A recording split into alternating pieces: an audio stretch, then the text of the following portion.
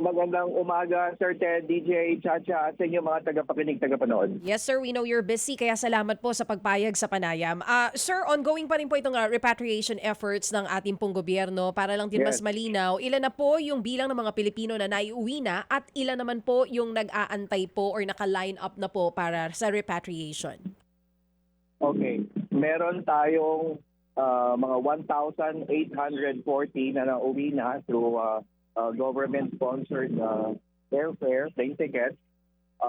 Pero meron pa labis na bilang dyan, mga 2,300, yung mga natulungan nating dumating post or pre-repatriation assistance. Pero yung sa commercial and chartered flights, naka-apat na tayong chartered flights, ay 1,840. May napipinto darating this Friday and Sunday. So aakyat ang bilang higit kumulang mga 700 ang laman ng dalawang eroplano na yon. So aakyat naman muli ang ating bilang at patuloy lang po itong effort na ito. May mga fly-out points identified, Egypt, Saudi, and UAE, and may mga land crossings papunta ron sa fly-out points na yon in the case of Bahrain and Kuwait and Qatar, kung saan either closed or restricted ang airspace. Secretary, yung binabanggit po natin na paparating na dalawang flights pa, chartered po ito, kagaya po ng mga nauna? Yes. The charter flights 5 and 6. Kasi naka-apat na tayo. Same So din. 5 and 6 ang padating. Okay, chartered flights 5 and 6, doon po sa naunang nitong nakaraan lang kung saan ang nasa balita po sinundo po mismo ni PY Kaunan, yung ating mga kababayan, nagland travel po sila papuntang Saudi Arabia. Ito pong dalawang susunod na Yes. chartered flights na darating, ganun din po yung mangyayari. Saang mga bansa Yes, po yun yun. galing po itong mga nagpapa-repatriate? Yun yung sa 4th charter flight, si Admin PY Kaunan. Ngayon, out of Saudi Arabia yon. Kasi nga, yung land crossing ng mga taga Bahrain, Qatar, Kuwait. At pati taga Saudi na rin. Ngayon, etong 5th and 6th is UAE. Kasi ang UAE, 1 million OFW. So, i-combine mo ang bilang sa ibang bansa ay higit pa rin ng UAE. Kaya special flights out of UAE. Tutok tayo sa UAE. More than 1 million na Pinoys nga po ang nandoon ngayon. Pero itong paparating, ilan po yung inaasahan natin dun sa dalawang chartered flights, itong 5 and 6?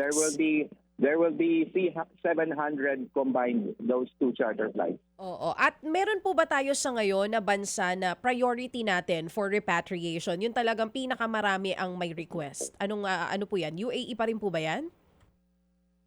Sa ngayon, yes, UAE, and then meron tayo sa Bahrain and Kuwait. Yan ang tatlong maraming request. Qatar is the 4th. Oo. So yan ang apat na binibilugan natin ngayon, kumbaga. Pero Secretary, mas marami pa rin po yung mga Pinoy ang pinili, maiwan pa rin po doon sa mga bansa na pinagtatrabahuhan nila, whether Bahrain or UAE po yan. Paano po sinisiguro ng DMW na safe po talaga yung ating mga kababayan doon? And kung mag-escalate po itong pangyayaring ito, ano po ang magiging contingency plan po natin?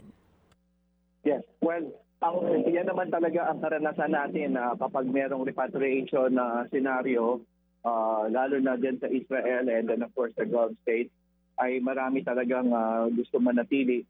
But rest assured, we are ready for scenarios kung saan pag lumala ang sitwasyon. Kasi ngayon, we go by land, we go by air, and there will be other modes such as sea travel scenarios kapag lumala ang sitwasyon. And then of course, inatasan din kami ni Pangulo na mag-usap ni Sec. Gibo ng DND for other possible options in terms of yung ating military aircraft. Sir, bakit po marami sa UAE? Una po, ilan ito ngayon na gustuhong umuwi at bakit daw po? Bakit po? Kasi amin okay. nakausap po si Ambassador Ver, ang sabi niya, mukha naman daw doon sa kanila ngayon, bagamat may mga ilang areas sa bahagi po nito na malayo-layo po naman dito mismo sa mga konsentrasyon ng pambobomba ng Iran sa gitnang silangan, para bagang normal daw po ang buhay doon. Yes, nakita ko rin yan with my own two eyes. Galing akong Dubai. Yung first charter flight, sinundo ko yung 442 na sumakay dun sa 747 pa uwi. No? At nakita ko na talagang napakahalaga at napakatindi ng effort ng UAE government na proteksyonan ang ating mga OFWs. Of course, tanyag na yung kanilang mga defense systems, di ba? Security defense systems. So basta't ang mahalaga dito, ang isang susi dito is pakinggan ang host country o sumunod sa host country protocols. Na wala namang problema ang ating mga kababayan sa aspeto na yan.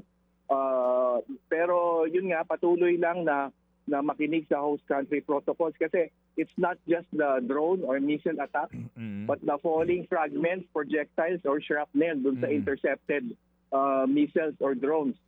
So yan ang basta sumunod lang, umayon lang sa host country protocols kasi pag security situation, mas kabisado ng host country siyempre ang seguridad ng sarili nilang bansa.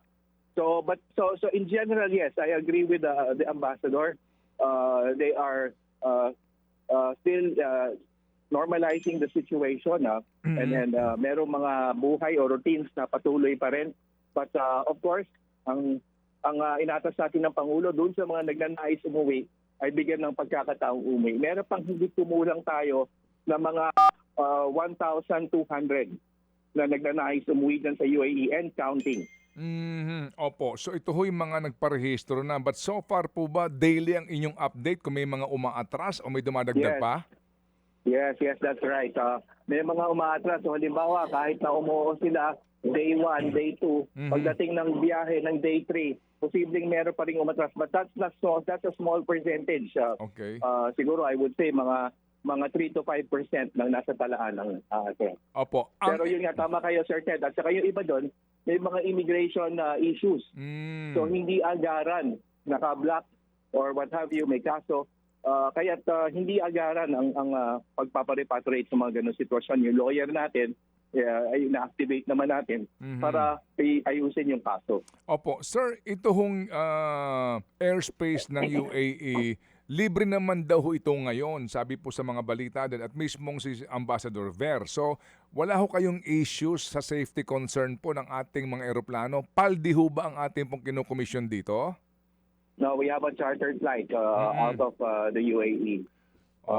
And we are in close coordination with SecDibo at yung defense attachés natin on the ground. Opo. So, Philippine Airlines po ang ating kinukomisyon, di po ba? Hindi po. It's a chartered company. It's a chartered plane company. Opo. Kasi hindi po lumilipad ang PAL doon. Okay. So, hindi po, kasi nga ang PAL ngayon tsaka Cebu, nag-cancel na ho ng kanilang flights doon. So, Yes. ito talaga, isang kumpanya na ito po ang kanila pong trabaho, no? Mag-repatriate, mga private planes, kumbaga. That's right. They are a professional chartering company. Okay. Sir, sa usapin po ng pamasahe dito, libre na po lahat ito, sagot na ng gobyerno sa ating mga manggagawa. Libre po, Sir Ted. Libre po. Libre po sa kanila. Opo. Sa usapin po ng budget, sir, gaano po ang availability po ng budget ng DMW sa ganito pong usapin? Yes, pinag-uusapan ngayon yung budget. Kahapon lang sa Senado. Sa ngayon, kakayanin. But of course, inatasan din kami ng Pangulo na mag-usap ni Sec. Rolly Toledo. So, yan din ang pinag-uusapan namin ni Sec. Rolly. Kailangan ma-replenish, madagdagan yung paukulang budget. We have around, we're expecting another set of releases from the DBM. But after that, Sir Ted, rest assured, we're talking to the DBM and kahapon sa Senado, sa mga senador, mga kongresista, ukol sa posibleng dagdag na budget. Okay. Yung po mga Pilipino sa Iran, are you in touch with them? Yes, we are, but wala po tayong migrant workers office doon. So we are relying on Ambassador Roberto Manalo and Secretary Lazaro, of course, sa DSA to coordinate with them. Meron na po napauwi ang embahada natin sa Tehran. Higit ko muna mga 30 po yata sa huli kong bilang. Meron na pong nauwi. Konti lang po ang OFW sa Iran. Less than 100. Less than 100 sila. Opo. Sige po. Doon po sa Lebanon, kumusta po yung ating mga manggagawa doon? Yes, sa Lebanon ay nagsasagawa na rin tayo ng wala pang chartered flights out of Lebanon, but we had one year and a half ago, if you will recall, Sir Ted. Pero ngayon, commercial flights pa ang booking nila, about nearing 100 na rin yung umuwi ngayon sa Lebanon. So patuloy din ang effort sa Lebanon.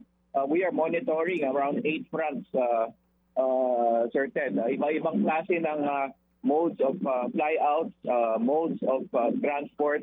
By the way, yung pong mga rini-repatriate natin, meron din po yung assistance sa transport, pagkain, accommodation. Kasi posible pong may overnight pang pag-aantay till mag-take off yung charter flight. Opo, sige po. So kailan po ang next flight? Saan po manggagaling? At ito ho ba ay sigurado na pong puno din ng pasahero ng mga manggagawa? Yes. So they will be coming home. Ayoko pa kung i-detalye yung take-off point, but it's from UAE. And pati yung oras ng pagland, pero napipinto na po ito mga Biyernes po. Okay. And then meron pa isa sa Linggo. Opo, sir. Sec, ito hong Uplift Committee, ito ho yung binuo nga para po sa krisis na ito. Ako lang po nagtataka, bakit hindi kasama dito ang DMW o maging DOLE? Well, kasi po, kami naman po ay diretso nakikipag-usap kay Pangulo, kami ni Sectes Lazaro, at meron kaming pag-uusap tungkol sa ongoing effort. Since day one, pumalala niyo, Sir Ted, inatasan na kagad kami ng ating Pangulo, and we have been communicating all throughout ever since February 28. Kaya pinulong din kami ng Pangulo ilang beses na, kaya eto kami at nagsasagawa ng implementation mode na kasi tayo. When it comes to the OFW, Sir Ted, may plano na po tayo. Yun nga yung present natin kahapon sa Senado. Meron na po tayong plano. Ini-implement na po tayo natin. Okay. Opo. Sige po. So, pinakahuli pong balita, sir, ilan po ang kumpirmadong nasawi, kung meron man, at sugatan dito po sa nangyayaring krisis sa mga bansang ito? Well, sa ngayon, as it stands, merong nasawi, of course, sa Israel, at siya po'y nakauwi na sa kanyang lalawigan sa Pangasinan, at patuloy kami nakikita at nakikiramay sa pamilya. Meron po tayong nawawalang tripulante nasa Strait of Hormuz, yung kanyang tugboat, at patuloy pa tayong nananalig na mahanap siya, or kahit pa paano magkaroon ng closure itong paghahanap sa kanya. And then meron tayong mga sugatan. May dalawang sugatan sa UAE, minor injuries. May isa sa Kuwait, merong isa sa Israel, may isa sa Saudi. Minor injuries, all of them. Okay. Sige po. So muli kami makikipag-ugnayan po, Sec, para po sa karagdagang informasyon sa kaalaman po ng ating mga kababayan. Salamat po, Sec. Salamat, Sir Ted, sa yung mga taga-upanito po ng DJ Charles. Salamat. Thank you. Mga kapatid, para sa iba pang mga balita at impormasyon, sundan niyo po kami sa X, Instagram, Facebook at syempre sa TikTok, True Network PH. Mag-subscribe din po kayo sa aming YouTube channel, True Network. May website din po tayo, truenetwork.ph, at pwede niyo rin po kaming mapanood sa Channel 19 ng aming True FM TV. Lagi pa rin makinig sa radyo dito po sa 105.9 True FM dahil dito, laging true sa'yo, kapatid. Ito tayo sa totoo, tunay at tapat.